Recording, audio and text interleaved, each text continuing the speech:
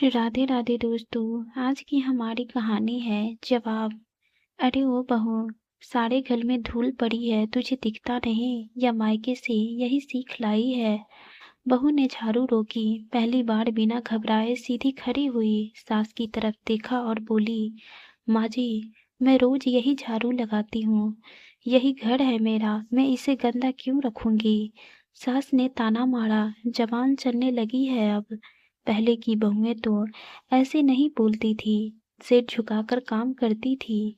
बहू ने हल्की सांस ली और पहली बार बोझ उतारते हुए बोली, पहले की बहुएं भी इंसान ही होती थी माँ जी, उनका भी दिल दुखता होगा, बस उन्होंने कहा नहीं कभी, जैसे मैं अब तक नहीं कह पाई। सास चौंकी, खाट पर सीधी होकर बैठ गई। क्या कहना चाहती है तू? बहू की आवाज कांपी नहीं, पर भीतर सालों की गांठ खुल रही थी। माँ जी, मैं रोज सबका काम करती हूँ, सुबह सबसे पहले उठती हूँ, सबसे बाद में सोती हूँ, फिर भी हर दिन सुनती हूँ कि मैं कुछ नहीं करती। मैंने कभी पलटकर जवाब नहीं दिया, क्योंकि आपने कहा था बड़ों के सामने जुबान नहीं खोलते। लेकिन माँ जी, चुप रहना और टूटते जाना, ये भी तो गलत है। सास की आंखों में गुस्सा आया, पर बहू की आंखों में आंसू नहीं, सिर्फ सच्चाई थी। माँ जी, मैं आपकी दुश्मन नहीं हूँ, आपके बेटे की पत्नी हूँ, इस घर की बहू हूँ, इस आंगन की जिम्मेदारी हूँ। अगर मुझसे गलती हो तो डांटो, समझाओ, पर हर बात पर मायके को मत घसीटो। मेरी माँ ने मुझे बेइज्जत होने के लिए नहीं भेजा। आंगन में चुप्पी छा गई। चूल्हे पर चाय उफट कर गिर पड़ी, पर किसी ने ध्यान नहीं दिया।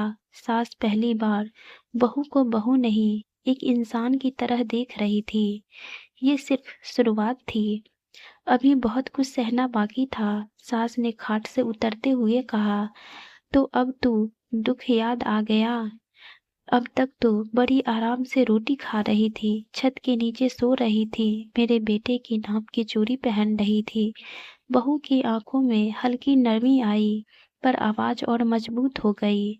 माँ जी, रोटी मैं मेहनत से कमाती हूँ, छत के नीचे मैं आपकी सेवा करके रहती हूँ, और चूड़ी मैंने आपके बेटे की इज्जत के लिए पहनी है, कोई एहसान नहीं उठाया। आपको लगता है मैं यहाँ मजे करने आई हूँ, पर सच ये है माँ जी, मैं रोज खुद को भूलकर इस घर को याद रखती हूँ। सास तमतमाई, तेरा मतलब क्या है? मैं तुझ पर जुल्म करती हूँ?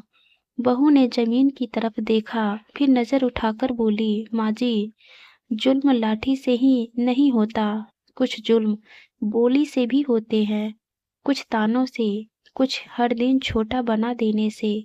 आप रोज कहती हैं, तू ठीक से नहीं करती, तू सीख कर नहीं आई, तेरे मायके में यही सिखाया गया है। मैं हर दिन अपने मन में एक सवाल दबाती हूँ, क्या सच मैं इतनी बुरी हूँ? धीरे धीरे मैं खुद से ही डरने लगी हूँ, बोलने से, हंसने से, यहाँ तक कि खुश से भी। सास कुछ पल चुप रही, फिर कठोर होकर बोली, घर की बहू को सहना पड़ता था। बहू की आवाज भड़का गई, पर उसमें शिकायत नहीं, थकान थी। माँ जी, सहन तो मैं रोज करती हूँ, पर सहते सहते मैं मिटती जा रही हूँ। आपके बेटे से बात करने से पहले मैं सोचती हूँ, कहीं आप सुन न ले, कहीं आप कह न दे कि अब ये सिर चढ़ने लगी है, मैं बीमार पड़ती हूँ, तो भी पहले यही सोचती हूँ कि दवा लूं या आपके ताने सह लूं। माँ जी, मैं रोती हूँ तो चुपचाप, क्योंकि मुझे डर है कि आप कहेंगी कि नाटक करती है। क्या बहू होना इतना ही सस्ता होता है? सास के चेहरे की शक्ति अब थोड़ी थोड़ी ढीली पड़ने लगी, पर जुबान अब भी कड़ी थी। तो क्या करूं मैं, तू भी तो पराई है। बहू ने गहरी सांस ली और कहा, हाँ माँ जी, मैं पराई हूँ, पर इंसान तो हूँ ना। आप भी किसी घर की बहू बनकर आई थी, आपने भी किसी की सास से यही सुना होगा। फिर आप क्यों चाहती हैं कि मैं भी वही सहूं जो आपने सहा है? क्या दर्द आगे बढ़ाने के लिए होता है। मैं आपसे लड़ना नहीं चाहती, पर टूटकर जीना भी नहीं चाहती। अगर मैं गलत हूँ तो मुझे सुधारिए, पर हर दिन मुझे दिखाकर नीचा मत दिखाइए। आप खुद को ऊंचा मत बनाइए। आंगन में हवा ठहरी हुई थी, जैसे दीवारों ने भी यह बातचीत पहली बार सुनी हो। सास की आंखें कुछ कह रही थी जो जुबान नहीं कह पा रही थी।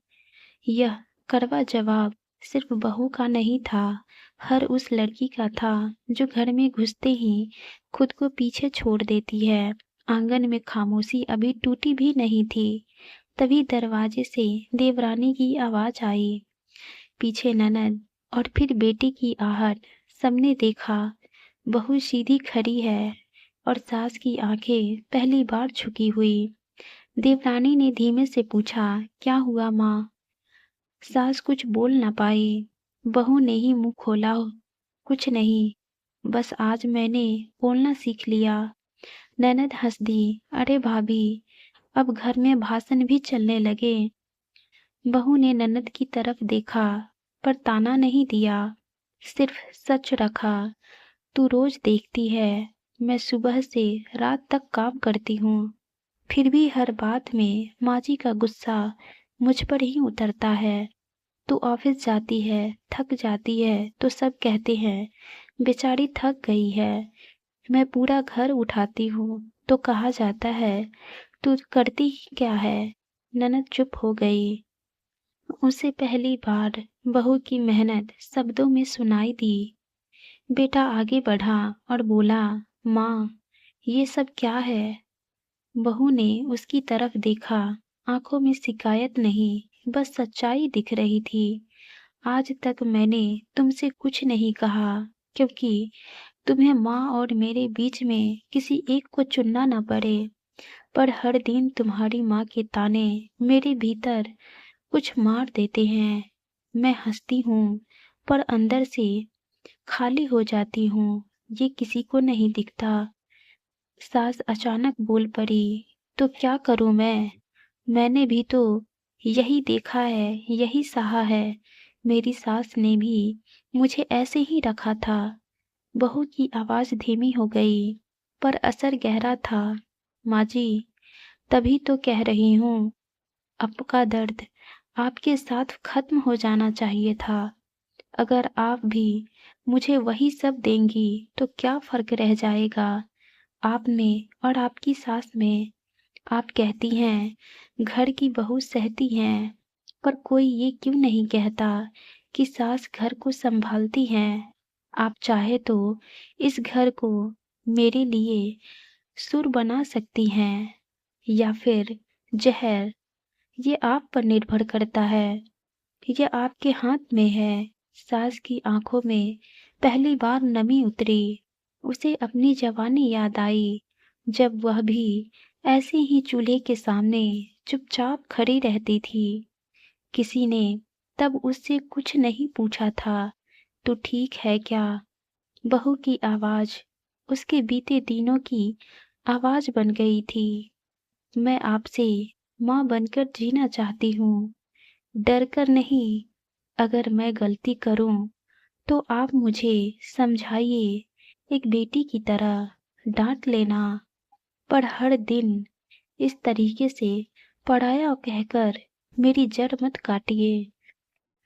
आंगन में किसी ने कुछ नहीं कहा, पर उस दिन घरों की दीवारों ने एक नई बात सीख ली थी कि बहू सिर्फ सहने का नाम नहीं होता है, वह भी एक इंसान है, एक सांस लेता दिल होती है। और कभी-कभी एक कड़वा जवाब पूरा घर बदल देता है। सास देर तक बहू को देखती रही, जैसे पहली बार उसे देख रही हो। एक काम करने वाली मशीन नहीं, एक जीती जागती लड़की। उसने धीमी आवाज में कहा, मैंने सोचा था सख्ती से घर चलता है, पर आज समझ आया कि डर से नहीं, अपनेपन से घर बसता है। बहू की आंखों से आंसू गिर पड़े, पर उनमें अब कमजोरी नहीं थी, एक सुकून था। माँ जी, मैं आपसे कुछ ज़्यादा नहीं चाहती, बस इतना ही चाहती हूँ कि जब थक जाऊँ मैं, तो मुझे भी इंसान समझ लेना। सास ने पहली बार बहू के सिर पर हाथ रखा और बोली, जा, चाय फिर से बना ले, ठंडी हो गई है। इस बार मेरे लिए नहीं, अपने लिए बनाना। बहू मुस्कुराई और बोली, जो शादी के बाद कहीं खो गई थी, उस दिन के बाद घर एकदम बदल गया। पर इतना ज़रूर बदला कि तानों की जगह अब बातें होने लगी। बहू फिर से काम करती थी, पर अब डर के साथ नहीं, अपनेपन के साथ। और सास हर बार कुछ कहने से पहले एक पल को रुक जाती थी, क्योंकि उसे याद था एक कड़वा जवाब कैसे उसके अपने बीते दर्द को जगा गया था।